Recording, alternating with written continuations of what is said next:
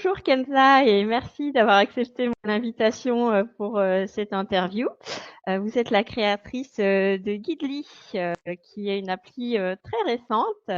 C'est un compagnon de voyage IA et c'est un outil que j'ai trouvé très intéressant dans le cadre de ma thèse autour de l'adoption de l'IA par les structures touristiques. Donc, grosso modo, Guidely, qu'est-ce que c'est? Donc Gaïli, c'est un guide touristique virtuel. Donc l'objectif, c'est de compléter l'offre touristique autour des guides touristiques physiques. Donc en fait, on s'est rendu compte qu'il n'y avait pas forcément de créneaux disponibles tout le temps, ou il n'y a pas forcément la langue disponible tout le temps. Donc nous, ce qu'on veut faire, c'est recréer la même expérience qu'on pourrait avoir avec un guide classique, mais via une application pour combler ce manque d'offres. C'est vrai que souvent, quand, on prépare un voyage et qu'on fait des recherches, sur internet, on se trouve vite avec, 1000 et une sources, que ce soit des sources papier ou numériques et c'est vrai que Guidely, du coup, ça permettrait d'avoir tout ça directement, dans sa poche. Exactement. L'objectif, c'est aussi de pouvoir visiter librement et avoir aussi directement toutes les informations qui vont nous intéresser, parce qu'aujourd'hui, l'application, elle permet d'ajouter ses préférences dans l'application, que ce soit si vous préférez l'art, par exemple, ou l'histoire. Toutes les informations, elles vont être adaptées à vos centres d'intérêt, ce qui permet d'avoir des visites complètement personnalisées. Très bien et donc qu'est-ce qui vous a amené à créer cette application et à, venir, vous lancer, là, très récemment? C'est parti d'une expérience personnelle, je pense, comme beaucoup de projets finalement, où j'ai eu une mauvaise expérience avec une visite guidée où le guide ne parlait pas français. Et du coup, c'était un peu compliqué, on avait payé assez cher. Et au final, pour, pour rappel, je suis ingénieure informatique de formation, donc je me suis dit que j'allais créer un petit outil que pour moi à la base. Et ensuite, en parlant de cette idée avec mon entourage et avec du coup plus de personnes, j'ai vu qu'il y avait un vrai intérêt. Et de fil en aiguille, c'est devenu un vrai projet et une vraie entreprise. Et c'était dans quel pays, cette mésaventure? C'est en Italie. Et c'est vrai que, en tant que voyageuse et touriste aussi, j'ai déjà eu, ce genre, d'aventure-là. On visite des lieux et on a envie d'en savoir plus et les personnes sur place, soit parlent pas notre langue, soit sont pas disponibles pour nous renseigner et on n'a pas envie de scroller sur internet pendant des heures quand on est sur un endroit en particulier. On a envie de profiter aussi de l'endroit, de juste mettre ses écouteurs et de se laisser porter, quoi. Mmh. C'est exactement ça. C'est pour ça que j'ai favorisé le côté audio.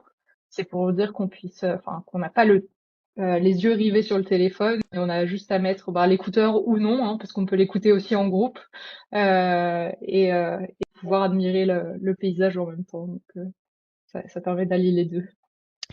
Super. Donc le tourisme, c'est un secteur avec beaucoup d'acteurs, hein, mais aussi, qui est très institutionnalisé. Il y a des acteurs historiques, privés et cetera et avec, des mécanismes ancrés et du coup, lancer une innovation dans ce secteur qui est assez figé finalement, est-ce que c'est pas un petit peu difficile? Quels sont les tout premiers retours des structures que vous avez contactées? Alors moi, je suis partie totalement naïvement dans le projet en me disant moi je fais mon idée, elle est sympa et les portes s'ouvriront. Au tout début, quand j'ai parlé un petit peu avec des acteurs du tourisme sans avoir l'app au tout début, c'est vrai que la plupart étaient assez réticents. Mais je me demande si c'est pas la même chose avec l'IA globalement en fait, puisque c'est assez nouveau. Là, que ça commence un peu plus à s'installer, mais il y a un an quand j'ai commencé à en parler, c'était les gens étaient très frileux. Et en fait, ça dépend vraiment des personnes que je rencontre. Donc, c'est vrai que les guides touristiques sont les plus frileux parce qu'ils ont vraiment l'impression que ça va les remplacer, alors que vraiment c'est pas du tout l'objectif. L'objectif, c'est vraiment de juste combler les trous, puisque ce qu'ils font, on adore et on veut juste continuer à en faire et on va en faire plus justement. Et après, par contre, j'ai quand même d'autres types de profils touristiques, notamment les travel planners, qui sont super ouverts à cette idée-là et qui m'encouragent beaucoup. Donc j'ai rencontré beaucoup de travel planners qui sont beaucoup plus ouverts à la technologie. Et après, sur les offices de tourisme, pareil, ça dépend vraiment des personnes.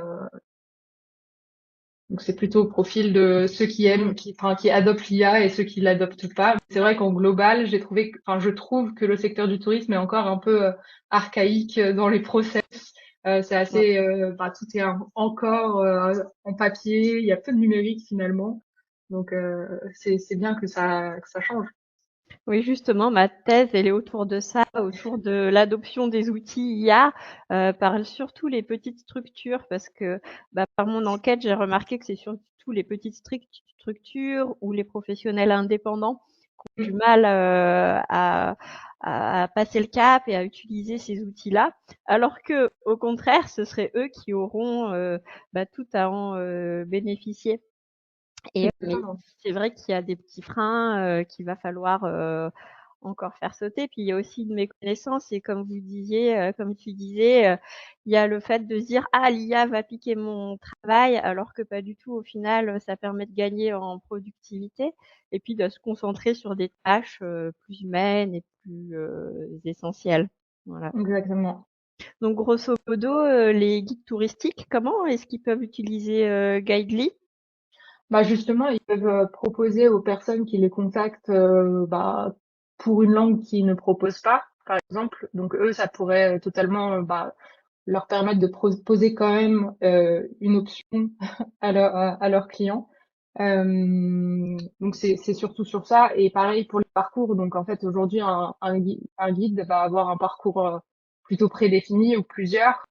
Mais Gaïli, elle lui permet aussi de découvrir des monuments qui sont juste à côté de chez soi.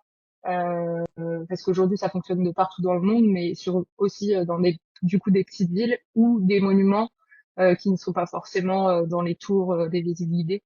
Donc, ça peut être qu'un complément euh, pour, euh, pour les personnes qui font déjà des visites. Bah, ça me permet d'enchaîner avec mon prochain point. Justement, c'est est-ce que Gadli peut être un levier de développement ou de visibilité pour certains territoires, comme vous dites, le petit monument du coin que personne ne connaît trop. Comment Gadli va venir l'aider à développer sa notoriété? Bah, concrètement, en fait, aujourd'hui, ça nous permet la technologie derrière Gaïli, elle permet de connaître l'histoire de tous les monuments qui sont couverts par Google Maps. Donc, ça fait quand même un bon nombre de monuments. Et du coup, ça peut permettre à certains territoires qui n'ont pas forcément le budget pour des audioguides ou pour mettre en place des visites guidées gratuites ou d'autres procédés pour faire découvrir leur patrimoine d'avoir une solution gratuite qui est directement dans les mains des utilisateurs pour pouvoir découvrir le patrimoine autour d'eux. Donc vous démarchez aussi des offices de tourisme, des comités régionaux de tourisme, pas que des structures privées.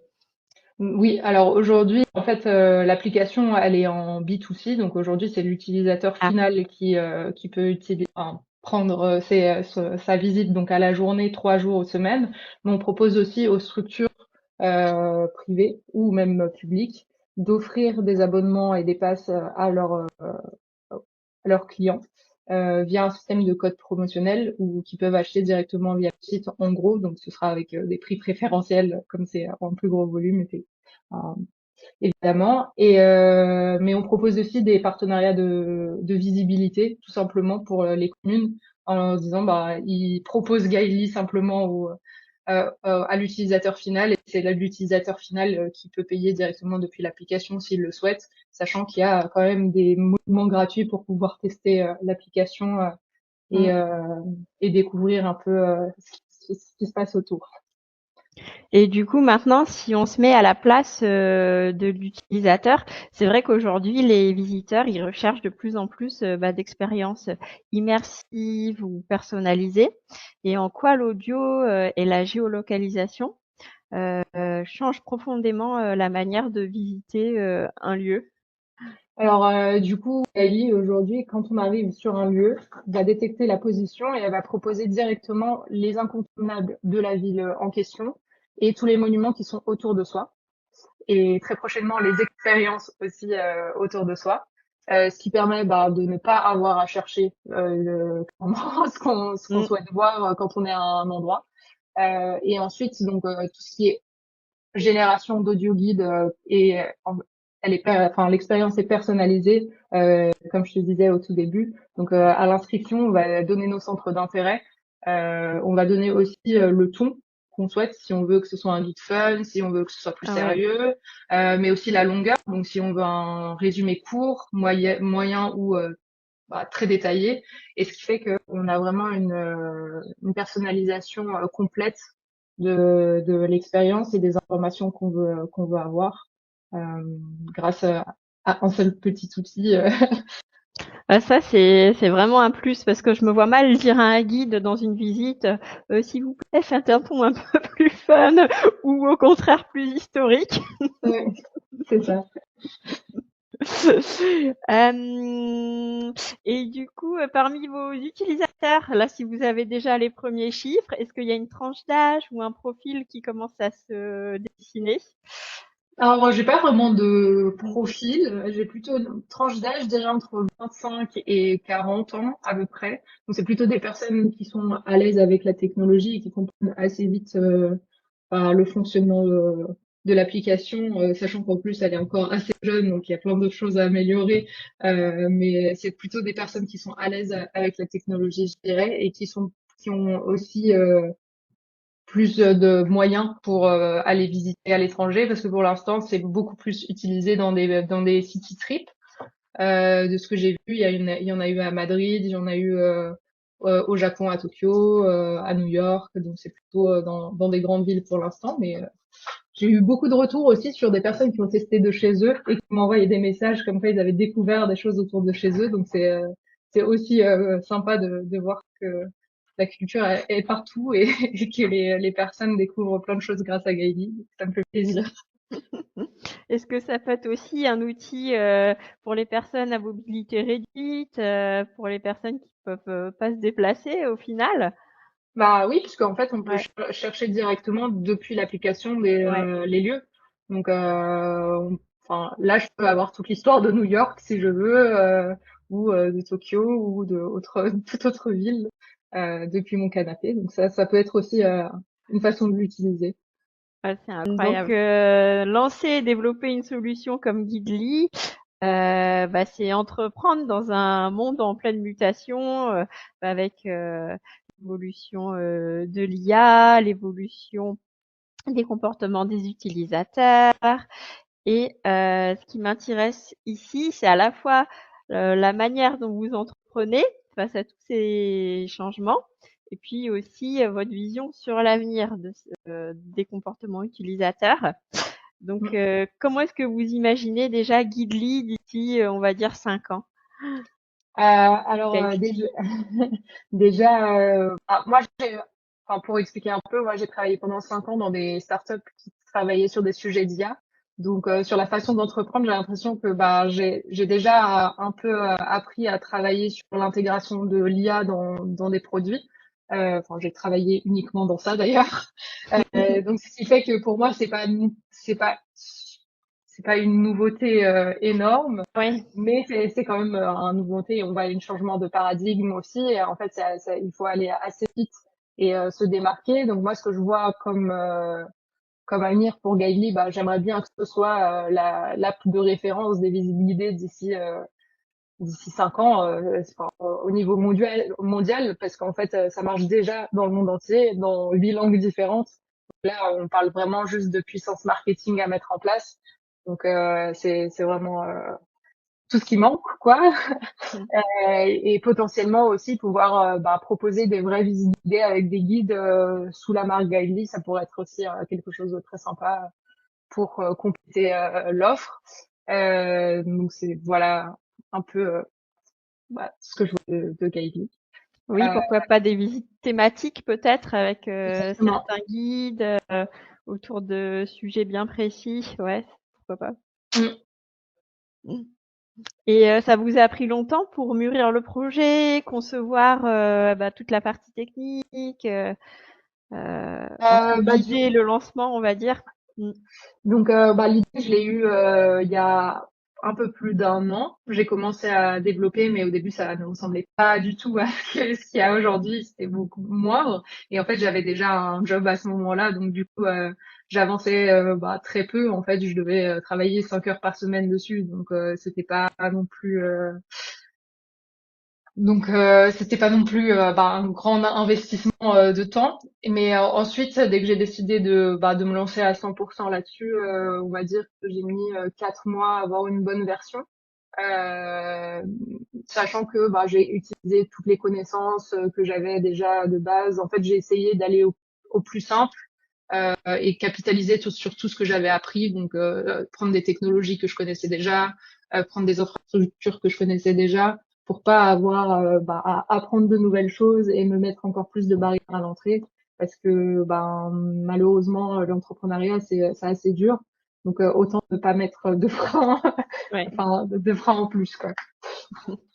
Et justement, si tu devrais, pardon, si tu Pas de devais souci. donner un conseil à quelqu'un qui veut se lancer comme ça dans l'entrepreneuriat, qu'est-ce que tu dirais? Enfin, moi, je pense qu'il faut oser et pas avoir peur de se planter dans le sens où je rencontre beaucoup d'entrepreneurs. Après, je parle de ce que je vois et de mon Mmh. expérience. Et en fait, j'ai l'impression que beaucoup sont frileux de ne pas lancer ou de pas tester un produit parce qu'il n'est pas parfait. Et je pense que c'est vraiment la phrase le mieux est l'ennemi du bien. Ouais. Je pense que pour un entrepreneur, c'est la meilleure phrase à suivre. En fait, il faut tenter, c'est pas grave. Et en fait, le projet, c'est toute notre vie à nous parce qu'on travaille tout le temps dessus. Mais une personne lambda, elle va le voir 5 minutes et 10 minutes plus tard, elle aura oublié. Donc même si elle a une mauvaise expérience à ce moment-là, on pourra toujours la rattraper plus tard parce on l'aura pas marqué spécialement, sauf si c'est vraiment horrible, mais c'est peu probable non plus. Vaut mieux tester, avoir des retours, itérer, plutôt qu'à d'attendre que ce soit parfait et perdre du temps et se planter complètement de route.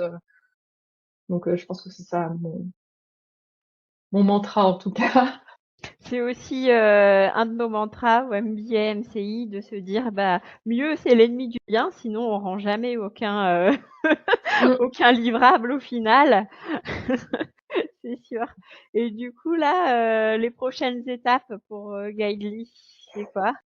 Donc là, la prochaine étape, c'est de ressortir une nouvelle version qui intègre les partenariats. Donc en fait, j'essaye de faire des partenariats avec des professionnels du tourisme. Donc là, j'ai un partenariat assez cool qui arrive avec une société qui fait des visites guidées, mais avec des acteurs. Mmh. Et en fait, ce serait de proposer directement ces expériences-là depuis l'application et proposer aussi un accès plus grand en freemium pour Gaïvi. Donc aujourd'hui, on a 3 monuments pour tester, mais j'aimerais bien qu'on ait un monument chaque jour, comme ça, si on passe à côté de quelque chose, chaque personne peut quand même voir ce qu'il y a autour de lui. Donc Et voilà. pour le moment, au niveau du modèle économique, est-ce que tu peux nous dire à peu près c'est combien les abonnements? Oui, alors aujourd'hui, on est à 2,99 € la journée en illimité. Donc c'est vraiment nombre de monuments illimité, questions illimitées. Ensuite, il y a un abonnement 3 jours. Un pass 3 jours. C'est pas des abonnements, du coup, c'est des passes. À 6,99 € et un pass semaine à 12,99 €. C'est ultra intéressant par rapport à un guide physique Mm. qu'on va utiliser qu'une seule fois au final et qui d'une année à l'autre est complètement obsolète. Ouais, et pour avoir beaucoup plus d'informations historiques et personnalisées, et cetera. Donc c'est un Exactement. prix qui est ultra accessible. Mm. Ouais. Mmh. Et là, justement, dans les prochaines étapes aussi, on pense faire un autre format aussi d'abonnement qui serait plus d'acheter des monuments, donc un pack de 10 par exemple, pour pouvoir l'utiliser pas dans la durée du coup, mais plutôt par rapport simplement au nombre pour ne pas avoir de limite sur le temps pour les personnes qui préfèrent visiter dans leur quotidien. Ah oui, ça peut être bien pour les excursionnistes, Exact. voilà, pour visiter, de temps en temps un monument à proximité de chez soi, et cetera. C'est bien parce que du coup, ça touche plusieurs, catégories de visiteurs. Exactement. Mmh, est-ce que tu pourrais nous raconter une petite anecdote peut-être ou un petit fun fact? Un fun fact, Ou une anecdote un peu, rigolote, sur le lancement ou sur l'expérience, jusqu'à présent? C'est un peu tôt peut-être. c'est un peu tôt. J'ai pas eu de grosses choses très très rigolotes pour l'instant, Ou mais alors un gros coup de chaud. ah, des gros coups de chaud, j'en ai souvent. Mais ça c'est la vie de tech. C'est normal. C'est à chaque fois qu'on fait parfois des mises en prod ou des trucs comme ça, on se dit ah là là, ça marche pas, c'est la cata. Ou parfois ça marche pas dans un pays. Par exemple, la Chine, ça ne marche pas puisque bah, Google ne fonctionne pas en Chine. C'est Et le oui. seul pays où ça ne fonctionne pas. J'en suis consciente, mais c'est vrai que si quelqu'un va en Chine et me dit ah mais ça marche pas en Chine, ah oui ça marche pas en Chine. Voilà. Ouais, là, c'est un peu compliqué. Là, ça devient trop géopolitique. Il y a deux, trois pays. Et après, à part la Chine, les autres pays, je pense que c'est pas des pays où on va pour visiter. Donc ça devrait aller. C'est des pays en guerre où ça fonctionne pas, donc ça va. OK, bah, merci beaucoup, d'avoir répondu, à mes questions. C'était très clair et je pense que ça va inspirer, bah, beaucoup d'étudiants, ton parcours et puis, ça va également, commencer à faire réfléchir, les professionnels du tourisme, bah, sur, l'adoption, d'outils comme l'IA. Bah, merci beaucoup en tout cas.